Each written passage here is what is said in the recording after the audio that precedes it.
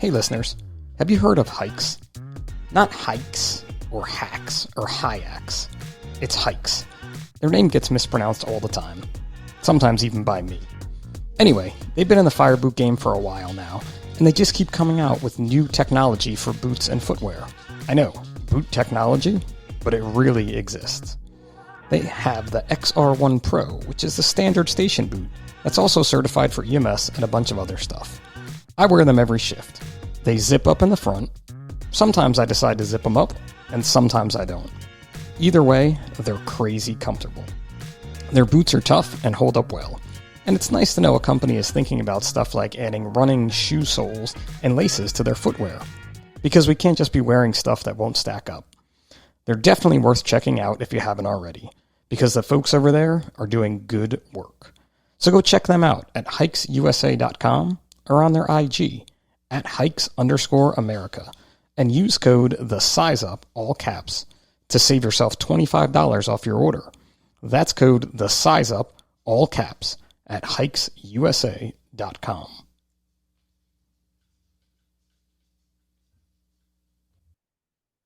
Welcome to episode 34 of the Size Up by National Fire Radio. I am your host, Pip. It'll be interesting one day if someone else actually hosts this show, like in my absence. You know how like real, stars on TV and people that have shows they disappear and they get a guest host in. Yeah. I wonder who my guest host would be actually. Now I'm gonna think about that one. That could happen one day. Like even though we do, we have the ability to record a bunch of podcasts in one day, and I was away last 2 weeks ago. I don't know. I recorded a bunch that went in the tank. So I actually didn't have a guest host. I just had a marathon recording day, but I think this guest host thing may work. I may have to make that happen. But anyway, you guys are tired of listening to me babble. I want to introduce my guest today who came to me through the social media realm of things. And this young man, because I can say that because he just told me he's only 27 years old, and he did call himself a self-proclaimed millennial to get going here, but he sucks at technology. Tyler, and I'm gonna say it like he sent it to me via the pre-questionnaire form to make sure I get it right, but it's Giuliano, right? Tyler, Almost. almost. What are you going Yeah. with? Giuliano. Giuliano. Yeah. Yeah, but then oh, you know what? You did write that right. I read it wrong. That was my bad reading. It's Ano. It's all good. Tyler Giuliano, how are you today, man? Thanks for Oh, joining. fantastic, man. I'm glad to be here. It's so funny too, because as you were setting up, you're having some audio issues, and you were like, man, and I'm like the millennial here. I should know how to do this stuff, right? And You would assume. in our line of work, and again, here I am, the old guy, but come 20 years ago when I got hired, like I had this strange and unusual talent when I got hired. I could type. Oh, So, that was a big deal 20 years ago. And for the guys yeah. that were there 30 years before me, that was an even bigger deal that Yeah. that I could type, right? You look at it now at someone like your age, where I'm like, how does this TikTok work? Like, help me out with this or something like that. Like, I'm sure that's what's going Yeah. on, Yeah. Yeah. right? Oh man, I gotta say, I'm really proud to say I've held out on the TikToks. I'm not one of them. Good for you. I love watching the older guys in the station and they're click clacking and swiping, and I'm like, come on, man. Even I'm not on it. It's crazy too, because everybody keeps telling, and Jeremy and myself, you guys got to be on TikTok more. You got to do TikTok. And we're both just like, I can barely keep up with Instagram right now, and I don't I get understand it. this TikTok thing. Like my son will text me video. It's really funny. So my son's 13, eighth grade. He will text me videos from TikTok, and I will send him videos from Instagram. And sometimes they're almost the same video at the same time. It's Yeah. just a different platform that you're on. Yeah. It's crazy to think too, like that again, when I started there was no social media, so that wasn't even an issue, but I can see it now with myself and with younger guys just how important it is for everyone, right? Yeah, I gotta say, I've been real close to getting rid of it. I feel like it distracts you a lot throughout the day. It takes away a lot of time. But man, I've learned some really cool things that I've been able to translate to the job and like around the house. And man, this is why I keep it, and it keeps reeling me back in every time. I think though, what I've heard that where people are like, I'm getting rid of this, this is taking up all my time, or this is that, but there are all these great things out there that you can get from it, and it's just that self-discipline. Like I don't Yeah. know, do you get the weekly like the end of the week on Sunday at some point, my phone is like, you spent 5 hours on your phone this week or something. No? Had to turn it off. I was so disappointed in myself when I seen that number. See, I'm like super proud of myself with that number, I feel like, because I use that as again like a metric like you would for anything else in learning. But like, so let's say it just this week was 5 hours, or I think, or whatever the number was, but I know I float like between 5 and 7 hours, I think is my average. So if I'm really super high, then I can take that time to look at myself and be like, what was I doing last week? Like maybe there was, something big going on that I was on the phone all the time. Yeah, I totally get that. I don't know if I can associate all my time with something that's productive on there. So I kind of, I'm kind of like, I'd rather just not know. Make it safer to not know. And listen, there's wrong with being not productive, like it's okay to just be scrolling through and watching stupid, if you're into cats, like stupid cat videos or Oh whatever yeah, it is you're into. yeah, But I think in reality and the way that it works in our life right now, it's just such an important tool. It's just a matter of something to keep an eye on. yeah. I mean, everything revolves around there now. Like all of our calls come through there at work, so I get to read my notes on there if I don't have my radio on me, or the workout programming. Everything's on there, and I just read so much stuff about how much that light does to you, and I try to distract myself a little bit from it, but like you're saying, man, sometimes you just catch yourself scrolling on the wrong, the right reel, and you're just tunnel vision. And then the next thing you know, you're watching every one of their reels and you're like, oh, what did I Oh just do? yeah, Like, how did I just do that? But again, it's just so much information. And I think too, something we didn't even plan on talking about this, which is great the first couple minutes here, but you know, being shift workers, being up at night, if I come back and I jump on that phone and start scrolling at 3 a.m. because yeah, I can't sleep maybe, I'm definitely not getting any more rest for a very long time. So it's that self-discipline again of trying to not do that. yep, I 100% get that. I do love the fact too, and again, you're newer on the job, but maybe you've always had the app, but we recently got the app. I don't know, maybe we're like 2 years into it now. And there was a lot of backlash in the beginning of like, our calls going on this and blah blah blah, whatever backlash firefighters want to have, they'll always have because it's change. But now if you look at our program, there is just so much information there. And even the other night, we went on a repeat alarm and I was the acting deputy and I didn't keep looking at it. And I kind of messed up and sent everybody when it probably should have just been me on the call. And I was like, oh, sorry, guys. I didn't look at the app. I went by what the dispatcher said and I should have done both things. Dude, I'm telling you, that app is God's. Well, at least for us, it's God sent. Because we'll have our MDT issues, and map books are not as hard hit as they used to be back in the day when I first started. So now it's nice if that does go down, I still have everything, all the information I need that my normal, my MTT would be showing me on the way to a call, just in my hand. So it's, I do appreciate that a lot. Again, though, like I just got the Garmin Phoenix, so I would take away a little bit of screen time. So everything's like quick glance and hopefully to, be more engaged with the people and whatnot. But I do enjoy it, man. It is a huge benefit. Yeah, there's just so much information out there that you can have. And even like we still have our map books because we're probably always going to have them, right? You always need Yep. a backup. There's no doubt a backup is always great.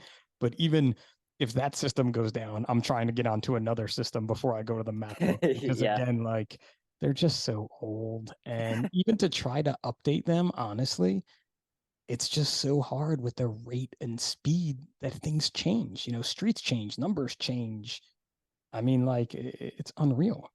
Yeah, so they're uh on the news I've seen, and you know how sometimes they can alter this, but so the city I work for, they're saying that Northport is like top five in the country fastest developing. So for us, our map book would be like just adding an, an enormous amount of pages at a time because we're also annexing a little bit or annexed some area as well. So it's growing so fast. We just like you're saying, we would be changing so much in every unit just daily. Yeah, and something that map books never really had great info on was on like high-rise buildings, and maybe some people have them better than ours, but like there's it was just the address, and I'm like, I don't need the address, I need way more things than you can just put on this piece of paper. Like I can find the big building by its name. I don't know Yeah, where I'm going in it, or when I get there, or where this is, or where that is. With again, electronically, you're able to update that stuff every time you go there. yeah. We actually just went to a new program called Flow MSP, I believe it's called. And so we also get that's another additional dispatch type app we have, and it gives us all the CAD information, but it also gives us like needed fire flow if it was 100% involved. Pretty much our pre-plan comes up with it now, routes us to what a closed hydrant would be, the main size. Like it's incredible the stuff we're having now on our MDTs and our phones. It's just so easy to make those decisions on the way in because you have like all the information. Where like you're saying, the map book provides so little. Some numbers and a cross street, Yeah, which yeah, again, and listen, it's funny because there was a time where in the fire service, they would just go to the alarm box, you know what I mean? And go to the corner and look for the person waving or look for the smoke, and that went to 911 dispatch where they were getting more information and they made map books and street indexes. And now we're on this whole electronic phase of life, which is only one more better thing to help us. So it's kind of like embrace it. Like I definitely have embraced it. I don't think it's perfect and nothing's perfect, but it sure yeah, does work, man. Like, and especially being at the acting deputy a lot. Recently, I've had a driver, and that makes it even better because now on the way, I'm just like, doody doody doo. Like, let me open this up. Oh, look, there's a hydrant over here. This is on this building. This chief put this in about this. And it's allowing me to put more information in too. yeah. So, if you don't mind me asking, I'm not too familiar. Where do you work at? I probably should have introduced you even before we just started babbling, but so I'm in New Jersey, man. I'm in in Okay. a smaller city right in central New Jersey. It does exist. Our government actually just passed a ordinance or whatever you want to call it, a resolution that Central Jersey exists. Oh, So I'm in New Brunswick, New Jersey. oh, okay. Yeah, I've heard of it.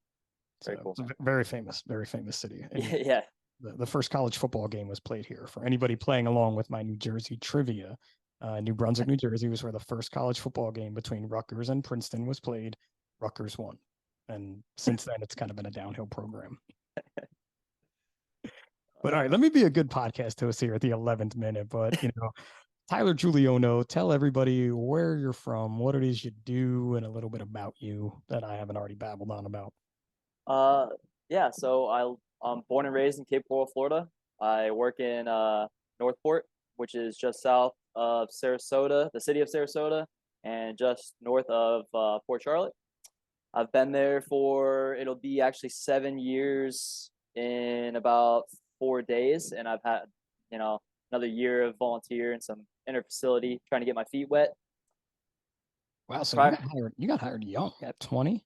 I had just turned 20. Yeah, That is like the dream right there. Then, and you've been in the same department the entire time. I know a lot of folks from Florida kind of bounce around a little bit, right? yeah.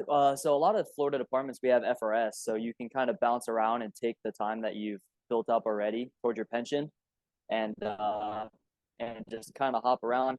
That was never my intention though, man. I always wanted to find that one place and just ride it out the whole way. And Northport's been a so welcoming to me, and they've done me very well, good mentorship, and it's been a good ride. So I've enjoyed it. I don't plan on going anywhere. Nice, nice. So, what made you want to do this whole line of work? Like, or was it just I need a job? Let me take a test.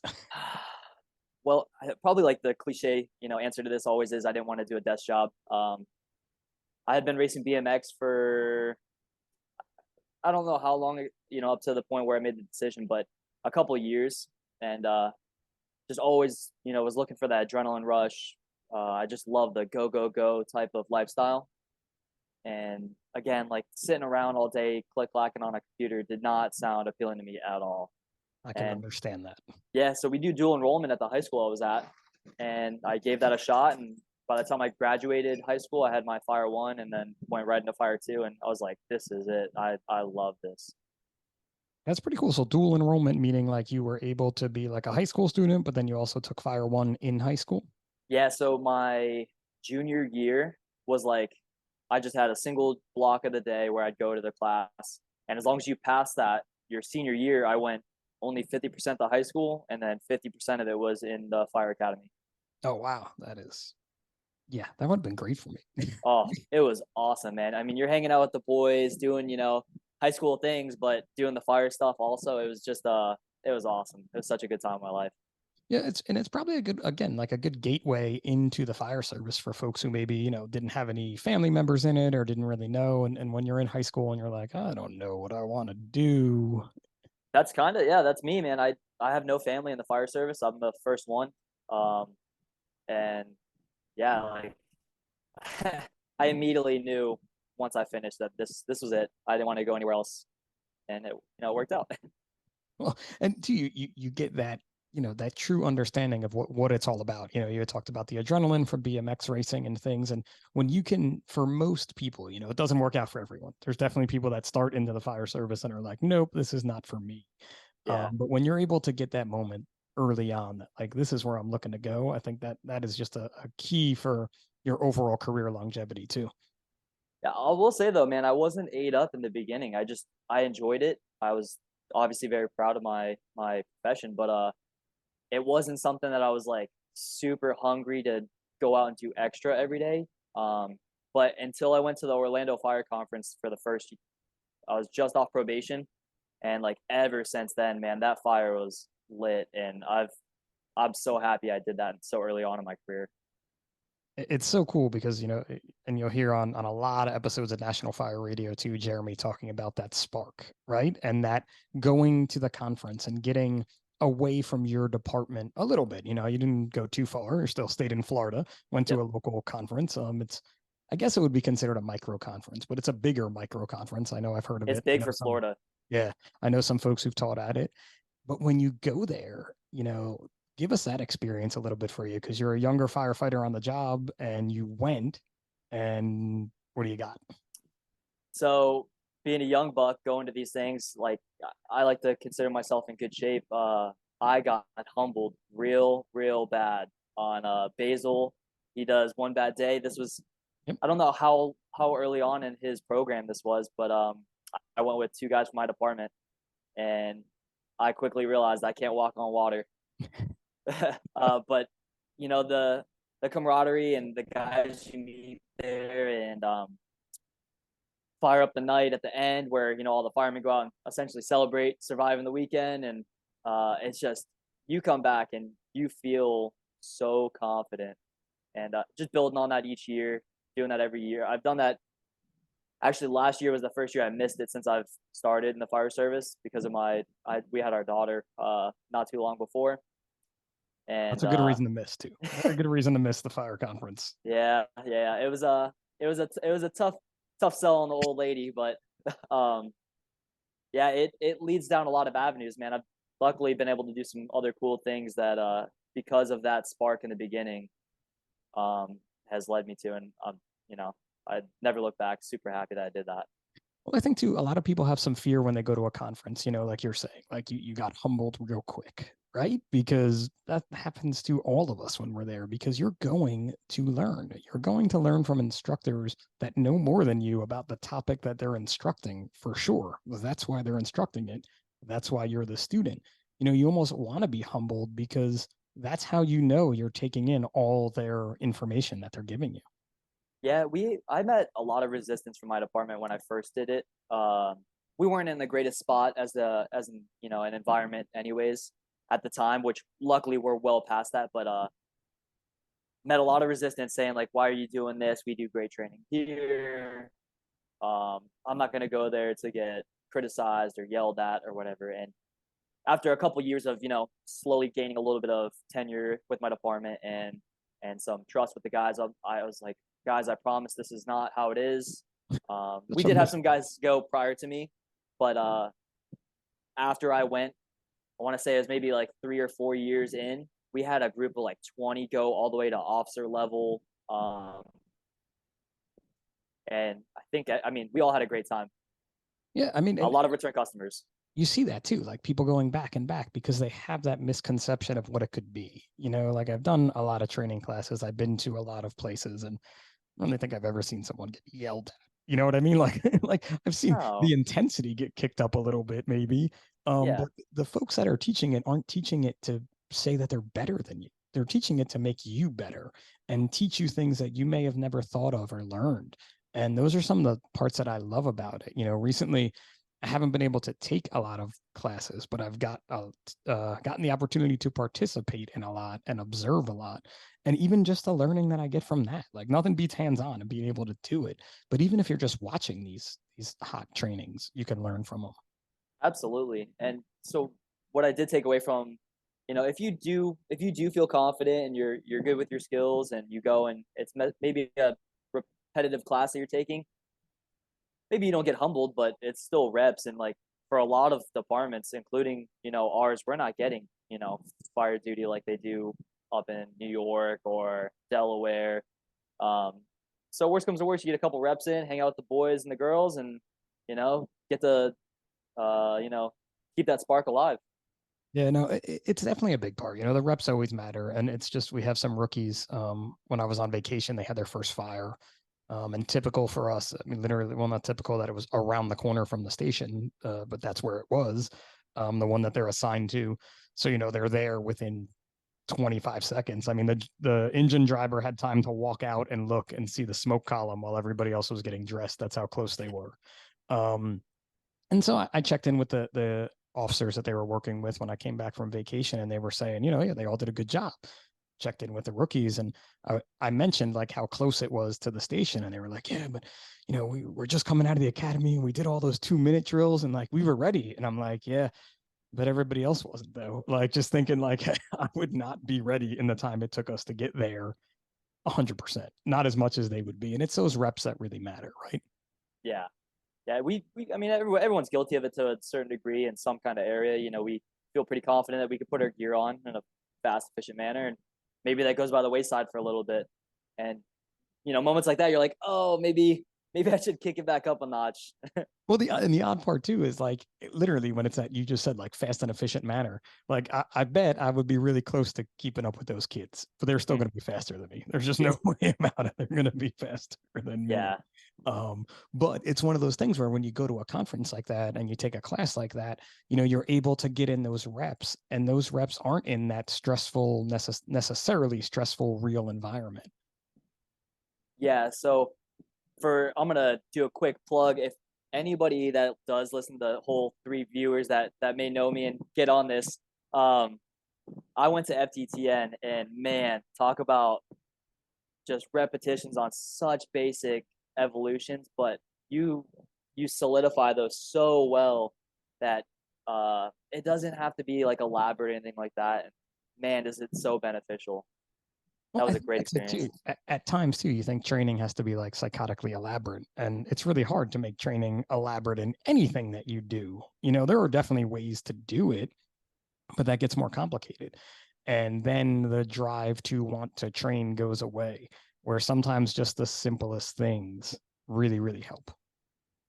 It's funny though because that's like it seems to be the hardest thing to keep people interested in. Everyone wants to do, the craziest drills and make them, these mind-blowing evolutions.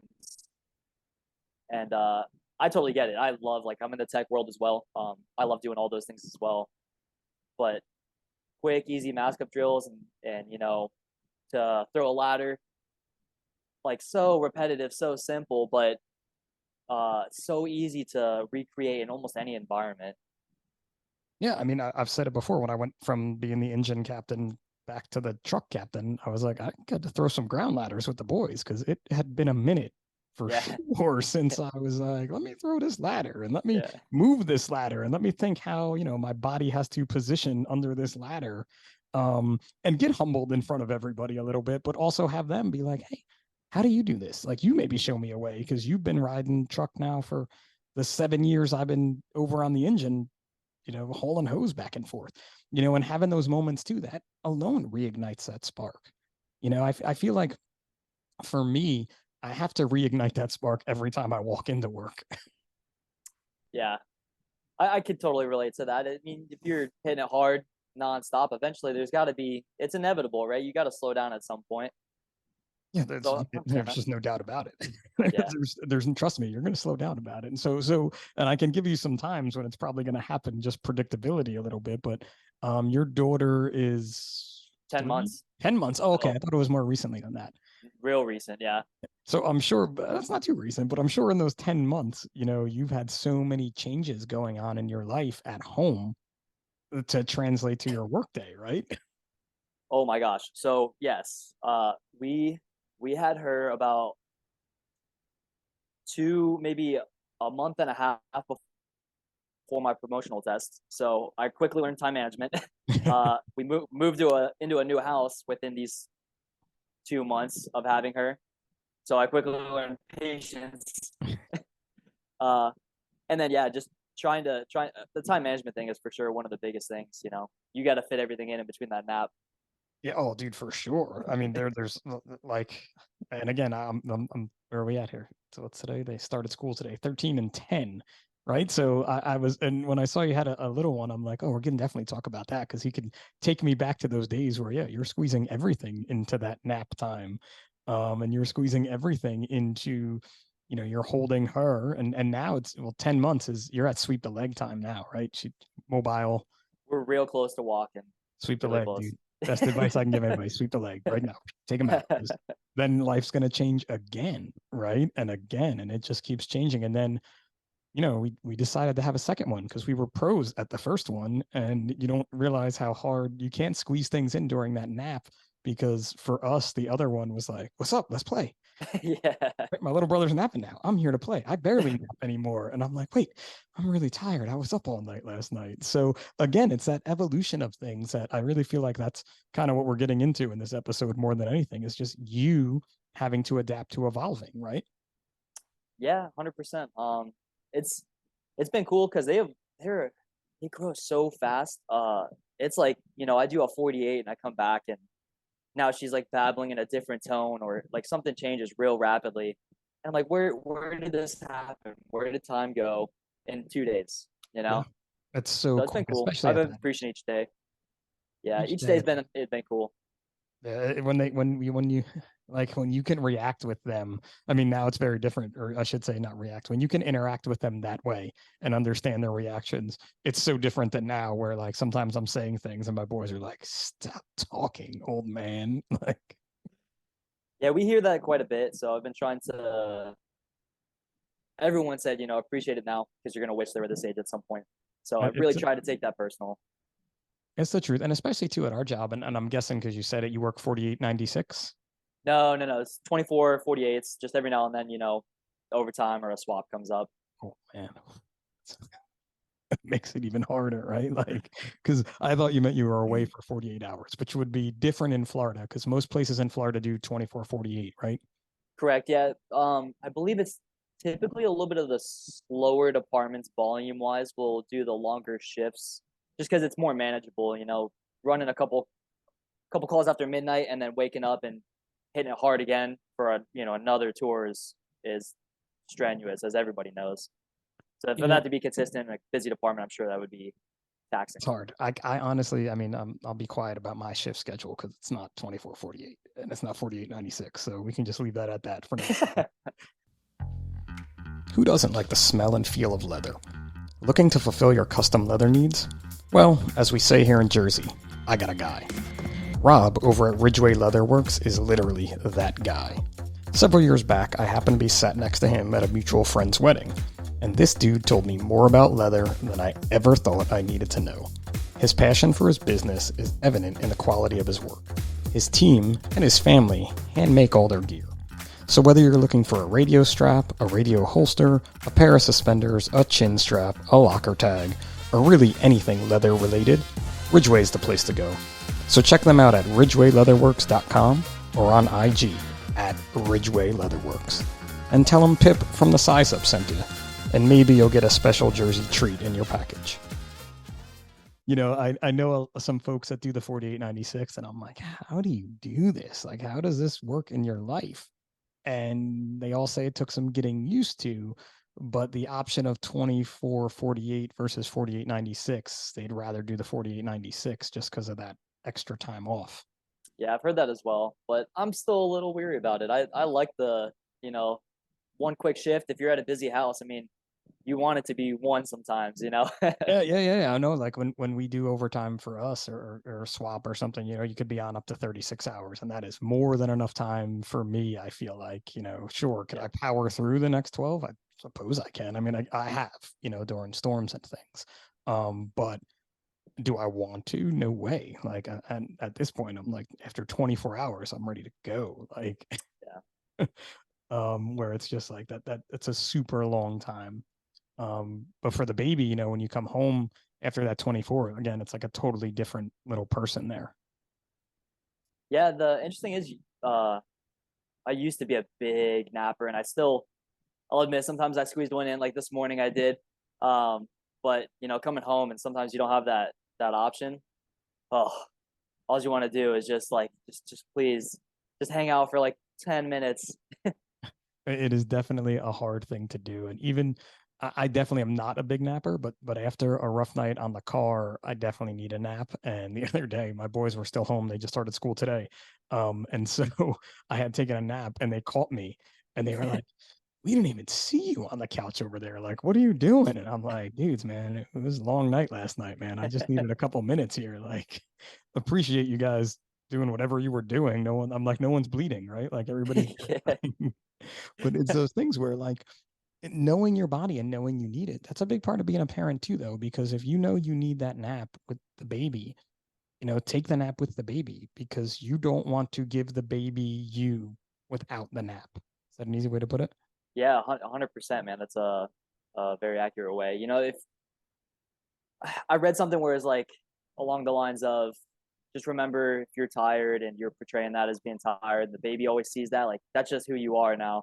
So sometimes, hiding that on the back burner for, an hour or two and squeezing it in, they don't know the difference. And that way, and they're up, you're chipper, they're chipper, everyone's happy, and they remember that in the long run. Not maybe not now, but obviously in, a year or two down the road. Dude, listen, don't even say that because there is modeling that goes on from day one until I can only tell you up to 13 because that's where I'm at now. But Yeah. where they're, if you're in that funk, they get into that funk. If you're into that consistency, they get into that consistency. And they pick it up and they thrive off of it. And you see a lot of things as you see parenting life, I guess is a good way to put it, and how it can work. Um, and even now, like I think I've gotten a little looser with my tongue around my boys as they've gotten a little older, and I really shouldn't be doing that because it's just not, it's not a good thing. Yeah. I could totally understand that. Right now, you're like, oh, she can't talk. I can say whatever I want to, but don't worry, soon she's gonna drop an F bomb on you, and you'll be like, Yeah. oh, do that. That was definitely me, or just blame the wife. That's what I did. Yeah, yeah. Swears like a sailor. Definitely was her, not me. Uh, But I mean, it's a cool thing, and that translates differently into work too. I'm sure your work life changed in those past 10 months because again, you have this little person now at home that totally envelops you into it. well, yeah. So I had big change. I got promoted, so I made lieutenant in January, and we had her on Halloween. So I only had a couple months of just blue shirt, coming in, doing my job as to the best of my ability, and like going home and resting. And now it's funny because I show up to work and it feels. I mean, not that it's the same thing, but like I'm watching these guys and girls to like try to bring them up and mentor them as well, and in a different fashion, but same. It feels like the same type of mentality overall from home to work. 100% you become the parent at home and at work when you take that promotion. As much as people don't want to say that, still, if you're taking it seriously. Yeah, which my crew's good to me. I'm lucky that a lot of them are hard hitting go getters, and there's not too much of that. It's just trying to keep those goals in sight and Well, yeah, too. And go from when there. I say being like when we say being the parent, like it's not like a well, sometimes I do have to be the parent, and I'm like, boys, this is what we can't do now. Kids, children, I'll be like, children, this is what we can't do right now, right? Because you Yeah. always have to have that moment. And my officers were like that for us as well when I was that child doing things that maybe weren't Oh yeah. 100% correct, right? But Yeah. I think what we're getting at here with this though is that there is that responsibility to them, right? That you are the officer, and that you are responsible for them. And when you take that oath seriously and you take that job seriously, that's how you feel. Yeah, absolutely, man. I feel like I know I promoted early, and there's a lot that'll come with that from other people. But in my mind, I did it for the right reason. Like the pay was not even something I looked at. The word power was not something I even thought about. I just wanted to be, essentially help shift the department, or help mold or guide the guys and girls that I can in the what I felt like was the right direction. And luckily, I feel like I've had a lot of support with that. Even though it's like I said, I am young in my career for sure, Don't so I worry, I understand thought it. that. But I thought it yeah, when you said it. Everybody yeah, listening thought it when you said it, and you'll for have that. sure. Right? I was young. Did you? So, prior to your promotion, did you get the opportunity to act as an officer? Like, did you act up? Yeah, I would say about a year, not consistently, and then the second year I was riding up, um, probably more than I was doing anything else. So I don't want to say a lot of experience, but I felt it was a relatively easy transition, minus the new things that I didn't know as a OIC Yeah, I mean, prior to. but that time definitely helps. Like, I don't understand when people are like, "Yeah, we don't have acting officers," and I'm like, "Well, how do they train to be an officer, or even know they may want to be an officer?" I'm sort of Yeah. so I didn't promote up as fast as you did. It took me a little bit longer, but I had the ability with about 4 years on the job to take my first test, and then that got me on the list to be able to occasionally act. And that's where I really sort of honed skills and how this job worked and how to be an officer, both in the firehouse and on calls. I mean, my first day acting, I was with the two most senior guys on my shift, and I'm like, "Hey, what's up, guys? Like, here we are. It's acting by committee today," and they were awesome guys and really wanted nothing to do with becoming an officer, but had no problems helping me and understanding. Like, yeah, we're in charge here, Pip, not you. Yeah, I honestly did not want. I had never thought about this for the first 4 years of my career. I really loved what I was doing, and I still do. But you know, tides change. I just kind of noticed that I could have a big impact on the department and the instructor role and such, and um, I really wanted to take that, the bull by the horns. I was like, well, if I'm gonna be kind of in that role anyways, I should be doing it in the streets as well. And so I started hitting it hard, and obviously, studying, stepping up at the department. And, It's such a big part of it too, is that people don't ever want to talk about is the studying, the stepping up, the fact that, you have to, no matter what process you have, generally speaking, it involves some type of a test, whether it be oral boards, written, both. I know I was seeing on your social media, you had the interview process to go through. Um, whatever it is, you have to go into it prepared. And for me, so that first test out, I didn't really prepare. I was like, I'm fresh out of the fire academy. I don't want to get promoted like you did right now, but I want to go see what this test is all about. And that's what I recommend to younger folks on the job now too, is like, listen, that first test, like, just go take it, go see what's up. Like, don't not prepare, obviously do something, but you don't have to be paying tutors or spending every waking minute unless that's your be all end all goal. But just go see what's up with it, right? See if it's even something for you. Because for us, again, it gets you on that list and it gives you the chance to be like, hey, this is something that I may be interested in. so that's essentially what I did. I was the least experienced and the youngest by quite a bit, I would say. But just like you were saying, I wanted to show up prepared. I did want to score number one if possible, but if it didn't work out, like I wasn't like, okay, there goes my career. I'm out the window. 1 foot Like, out the door. that's the Yeah. opposite foot of it right there, right? Like if I'm not number one, it's over. I can't do it. Like, come on, man. Don't you can't go that route. So I wanted to obviously test well and show that I'm capable, and Sure enough, here I am. So one test, One test. That was my first one. you're like the one hit wonder, bro. The place you wanted to work, one test here. Like you just kind of like you're Just, the all around like secret silence assassin. It sounds like. just, just trying to stay committed to just that one place, man. I don't want to hop around. I would hate to start over. I feel like it would be a challenge to be the, the probie all over again in one aspect. Yeah, You know, for sure. And two, like, and so in New Jersey, you don't move. Like, I shouldn't like it very rarely happens. We don't have the ability to transfer. Even though, like you said, our pension time would transfer. But it's just not something that is easy to do.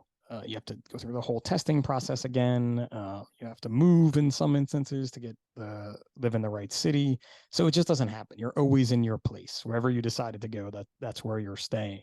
And I thought it weird when I met people from Colorado and California and Florida that were kind of like department hopping almost, and a lot of people are trying to get to a bigger department, which I can understand too. so completely understand that. There's pros and cons. Like I've talked to quite a few people, John Sparrow being one of them, Mhm. and they there's got to be a really solid reason outside of just the job to move. I would say, but Yeah, I agree. we have a lot of guys that do jump and hop around, and I feel like they keep hopping because they think the grass is always greener, and they're searching for something that probably can't be found. Yeah, it's one of those things, and I think that's a common theme in firefighters, whether you're jumping departments or not. Is that, well, this place does it that way, and this place does it that way. And I'm like, yeah, but we do it this way, and that's okay. Or if you want to do it like them, you need to convince all of us why that way is better, right? Yeah, I was speaking with a guy from a company yesterday about some equipment for our department, and he works for the FDNY, and he had left Atlanta. I'm like, man, Atlanta, like they burn. I know there's some other issues there, but like, why the move? You had to have been waiting quite some time on the list. And he said a lot of it was politics, and he just always envisioned or had the big picture was FDNY for a long time.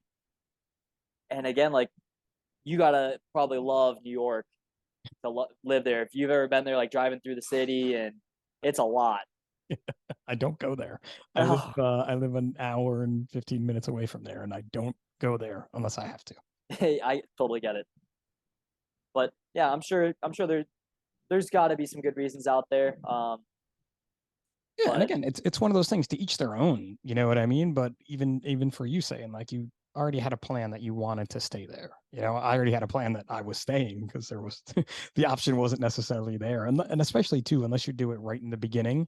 Um, because in New Jersey, starting salaries are extremely low. But then as you go up in your steps, I couldn't have went back to that starting salary again. oh man, I mean, even with raises and promotions, the way things are going, like we're really most places aren't keeping up. So if you were to leave for your livelihood, totally understandable. You can't gig anybody for doing something for their family or better than themselves.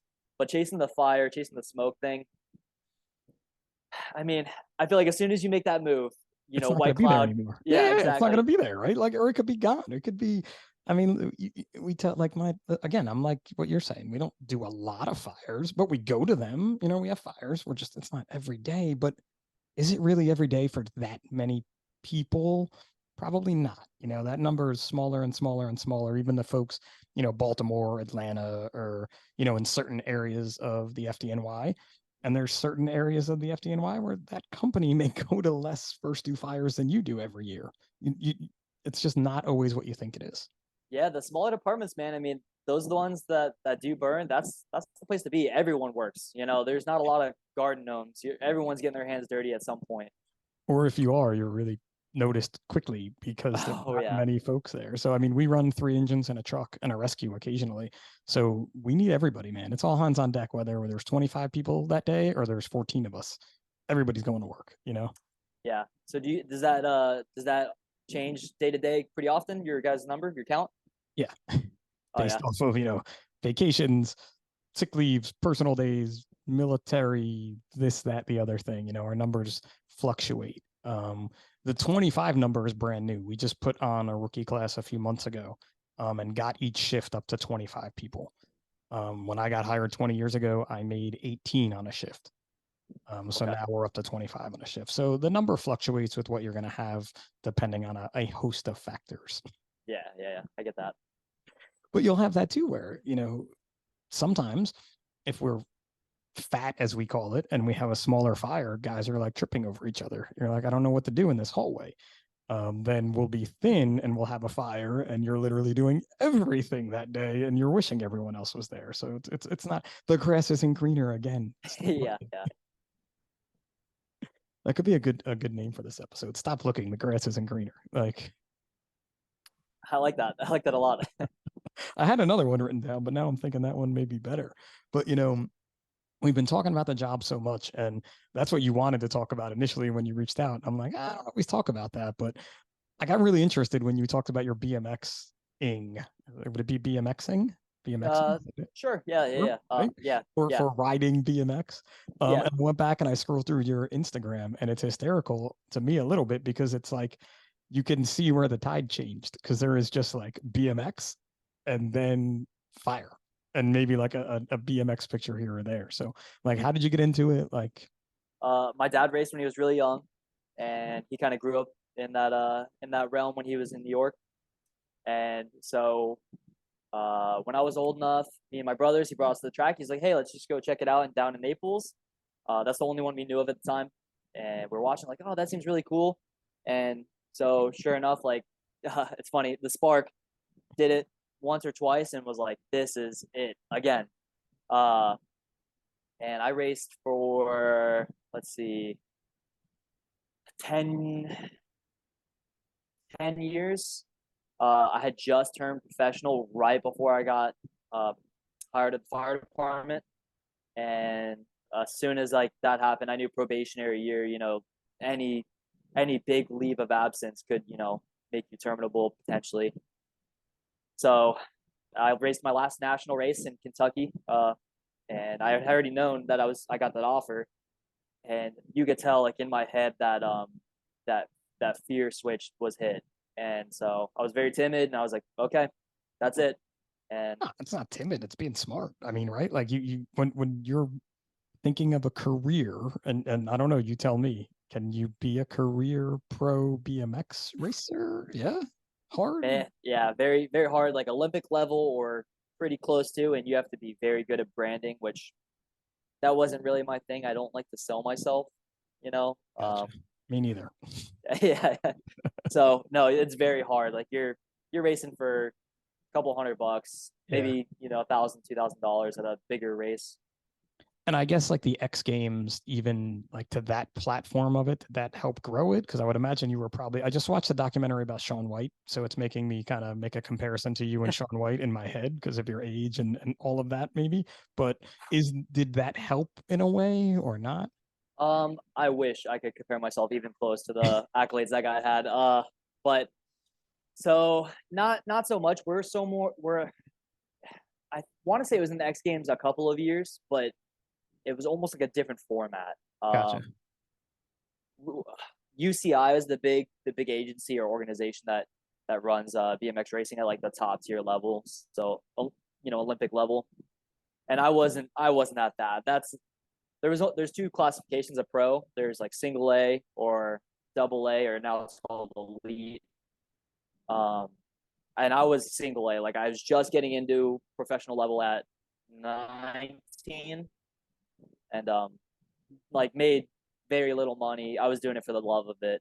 Uh, Gotcha. And I would uh, imagine too in that sport, it's kind of like the Shaun White documentary where, the younger kids are gonna be better than you if they you're grow up not doing it. literally, Yeah.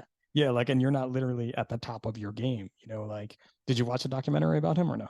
No, no, no. It's a really good documentary on HBO Max, or I think is where we watched it. But like, it shows him kind of like in that dominant, 19-year-old crushing it, and then he's like the 35-year-old guy at the end, and the younger 19, 20-year-olds are just doing tricks that are like he's even amazed at this. Yeah, I was pretty fortunate. I found out like that's when I found out hard work works, and so I started training pretty young. I was maybe like 13, 14. where I really started to kind of develop. And I won a couple state titles. And then probably my peak when I was younger, I think I was 14, and I got fourth in the nation. And with a broken collarbone, like went in injured and then crashed again, and just had enough points to salvage that. Unfortunately, I was close to first, but it didn't work out that year.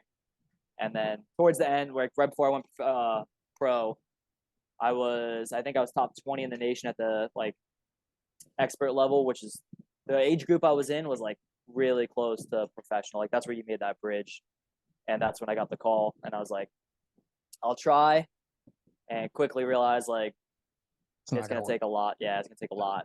I mean, it's a really hard thing, and I think it's a hard thing for a lot of us. You know, that when you take this career, you may have to give something else up, or something that again you could risk injury and then risk this career moving forward. Yeah, for a while I would still go out and ride. Like I still have my bike here in the garage, and just have fun. There's some lap ups, some laps around the track, and just enjoy it like I always did. But as I started getting, taking conferences, classes, being, overtime, whatever, you could see those days started to fade, and so I Yeah, I mean, found again, it's one CrossFit of those. instead. Yeah, it's one of those things that like you just can't go and do as hard as you did, but you can still jump on the bike and go out and ride. I mean, you got a little girl in a few years who may be right there next to you, Oh, riding that'd that be bike, awesome. right? And then you're still out there and you're taking those laps. I just watched somebody like pushing their kid in like a balance bike, like over some humps and things. I don't know Oh what I yeah, was watching, but it was like awesome to watch that, to be like that's another fun way to do it. yeah. It it for sure was like just scratching that itch I had for the competitive edge. And as soon as that ended, though, I found CrossFit, which was nice. Kind of, you know, hit two targets. I was, training for the job, and then it also was like that competitive edge again. Like every day I go to the gym, I get to compete with everybody. It's cool, and it also benefits my health in the long run. So it's kind of worked out. So are you still hitting the box? Because you're sitting in front of a squat rack now. For folks that don't know what he's sitting in front of with bands and things there, just in case you're like, what is this thing at his house that you're in your garage right now? So are you still going to the box, or are you strictly in the garage or Both the rig you're looking at is the COVID rig. oh When gotcha. everything shut down, we were like, we gotta, keep this moving, and it was cool. We had a lot of people over at the house, 10, 15 people working out of my garage every now and then. But yeah, I still go to the gym. It's just not I'm not as competitive right now. Again, Just a something lot like of stuff going with on. what but what you're doing, you can be as competitive as you want to be, right? That's another great part about it. Like I don't go to a CrossFit box anymore, but I still get competitive with my friends online that I see post their scores, and I'm like, oh, I could beat that. Let me beat that right now. Yeah, I'm slowly. I don't know if I'd say like completely out of the competitive side, but moving towards more functional, foundational. Yeah. Well, it's not, Um, well too, and if you're talking competitive, like you're not entering competitions, right?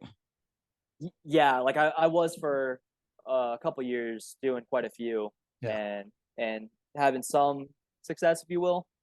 But now it's yeah, just competitive at the gym with my friends. That's Ups and what I mean. downs. Who's getting what? I'm talking bragging right fitness for me, competitive these days, where I'm like, yeah, I did beat you. Like, or like, Oh yeah, yeah. everyone knows if you win, you walk around and you look down at them. You're like, where were you, man? And it's funny too. I say this too, like when you're in a CrossFit box or in a gym and you're working out with other people all doing the same thing, like you're always competing with everyone else there. They're always competing with you.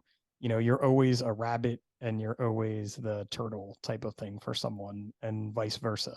And I always like that part that like I know I'm trying to catch somebody whether they know it or not, and I know somebody's trying to catch me whether I know it or not. Yeah, it's cool. It's like very very healthy competition too. Like no one is getting upset if you're beating them in a workout. Like Yeah. You shouldn't sure, be, but or you you definitely shouldn't. shouldn't be, right? It's a Yeah, good life lesson. You really shouldn't be. you shouldn't be. Yeah, but if you do, I mean, it's cool. Maybe it's a little glimpse on what you should be working on more, and give you something to work towards, which is also cool. Apparently, my 13-year-old crushes me in some workouts, and when I get the chance to, when it's programmed just right, and I know I can take them, then I take them. Like you don't win. Somebody's like, "You're so bad." I'm like, "What, man? I gotta win sometimes." Like legit. He's legit beating me. I'm not like intentionally losing. Maybe I mean, obviously we're scaling weights and some things, but if Yeah, we're in that last 400 and I know I could out sprint him, like I'm out sprinting him. There's no it's time to way. start sweeping that leg again. Yeah, to 100%. Yeah. That may actually be the title of this one, "Sweep the Leg," because it's come up twice now, and I love it because, like, literally, I may have to take him down a peg one day and just sweep the leg. So it could totally happen. But it's so awesome and refreshing to have this conversation with you because kind of how you started it, saying you went to that early fire conference and it was a big spark. Like for me to talk to you about going to fire conferences and fitness and your daughter, it kind of resparks me again. Oh, All it's these awesome. episodes always do, but I've never really talked to someone or interviewed someone younger in the job, let's say, and younger in life at this point. And it's fun and it's refreshing, right? And I think that's another reason why I like going to work is because I get to be around like the boys and girls, like you said, like you Mhm. get to be around younger people. It's so embarrassing. I shouldn't say this. Like, it sounds so stupid, but there is a big difference in someone who's almost 45 and have 20 says 20 years on the job and someone who's 27, just total different things. And it's that spark that keeps me going. So, I can't appreciate you enough for that. Oh, absolutely, man. I'm glad I could provide you with that. I trust me, I'm still getting it as well when we have people that are like, "Hey, do you guys want to do this or this?" And I love when people are getting, ate up and involved. And it again every day when I hear that, it's sparking it up again. That's it, right? And sometimes too, I found, and I'll give you this little, someone my friend calls it nuggets that I put out there, but like sometimes all you as the officer have to do is kind of put something out into the space, right? And then watch everyone else pick up on it. And honestly, I like that more now. Like, hey guys, why don't we do some rope training today? I kind of had this idea, and then let them run with that idea instead of actually running the whole evolution. It's so fulfilling seeing when someone buys in. It's awesome because then you're like, it's almost like a self-propelled fire. They're doing it on their own. All you have to do is like light that little match, like you're saying, and when they run off with it, it's more rewarding than like hitting a PR at the gym or any of that stuff. Yeah, and you're learning things from that too. We just did my ladder driver. We did a rope drill a few weeks ago, and he wanted to do this crazy piggybacking thing with a Z rig, and we're like, okay, and he did it, and a few of us are like, it's like the quiet mumbling to each other, like, what's going on here? And I'm like, just let him run with it, like, let's let, and that's what we all agree, like, let's see what happens. And Yeah, sure, we all learned a lot. I'm like, bro, if we ever have to do this, I hope I am on vacation because this is bad. Like, this means things are really bad. Like, we got a lot of rope here. I don't think we need to do it this way, but maybe there's a day we do, and at least now we've done it. But it's yeah, those things, exactly. right? Like it's those things that he was so into it and so excited. I'm like, let him roll, just let him roll, man. Keep him rolling with it. Yeah, It was some craziness. But listen, Tyler, as we're getting close to our hour limit here that I put on these things, and I know you got a baby to get back to, because your wife is not going to be happy if you're not back, probably, or maybe a nap to get to, for all I know. I mean, you may need two naps now that you have a baby. So I like to finish these up with the size up 10. And it's just kind of 10 rapid fire questions that are never rapid fire. No idea what I'm going to do with them. I just feel like it's almost like David Letterman, where like the cards don't matter and he was throwing them away. Or no, that was yeah, yeah. Letterman. It was Letterman was the top 10, but who, I don't know. Someone, oh, the points don't matter on the improv show. Whatever. Somebody will tell me that on the internet. But I don't know. We'll see where it goes. Someday they may be cool. So you ready to hit them? Yeah, absolutely. Awesome, man. Here we go. Beach or mountains? Oh, mountains. See, you're in Florida. Yeah, So I would have went with mountains all beach. day. So nice. I like Well, it. that's why, right? That's it right there. Exactly. Get what you can't have. Night out or night in? Oh, night in now. Different before the little Oh one? yeah, yeah. That 100%. changed quick. Yeah, real quick. It don't get better. Trust me. Yeah, that next But day the, is rough. but I will say the night outs are better or more appreciated than prior is an easy way to put it. Oh yeah, few and far between, but yeah, you definitely soak it up when you get Yeah. it. Every chance you do. Just don't go too hard because she's ready to rock at 5 a.m. Yeah, I don't have that throttle control yet. Better you than me. All right, a good book or a good movie. Good movie, absolutely. Cross country road trip. Who's your co-pilot gonna be? Ooh, cross country.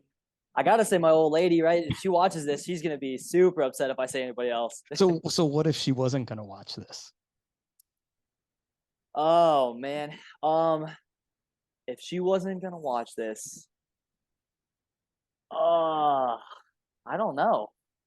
That's a good question. I haven't really thought about that much.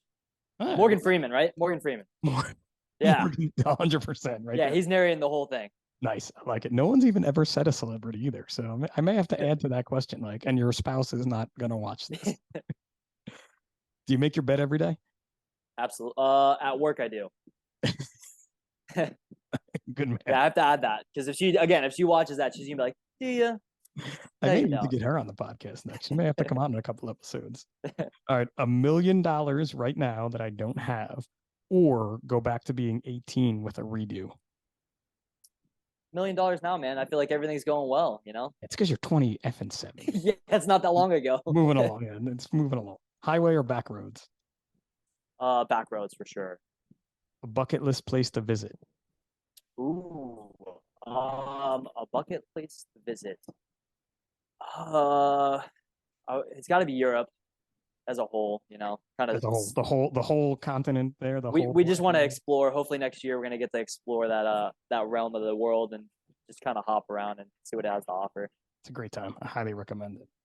All right, 2 more to go. Football or football?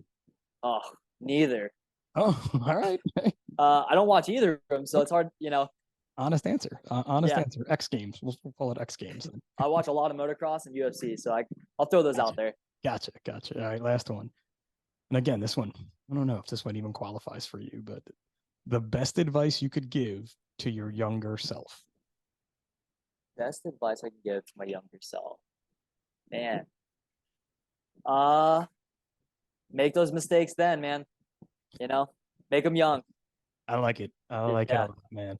Tyler, I cannot thank you enough for jumping on this podcast with me, man. It's been an awesome time. I hope you enjoyed it for your first podcast. How was I?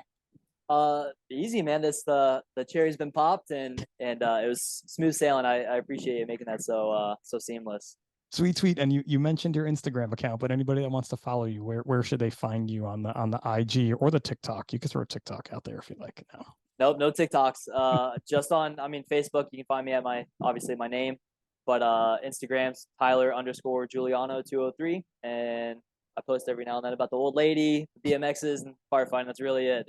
A lot of firefighting stuff and occasional BMX picture there and a lot of good times with your wife, which is awesome, man. Absolutely. Well, listen, brother, you stay safe, man. You keep doing what you're doing. I'm excited to watch you and your career grow, which again makes me feel so old to say, but I guess that's what I'm gonna get to do, man. And for everybody listening, thanks again for tuning in. For all the sponsors, this month we have some new sponsors coming out. Hikes Boots is helping us out with some things.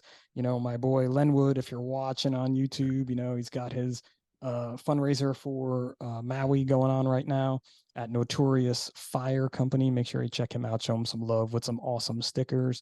And really, again, as I say all the time, I'm just so grateful that I get to do this, and meeting folks like Tyler here on episode 34 just sparks me to keep it on. So until next time, this has been Pip for the Size Up by National Fire Radio. Take it easy.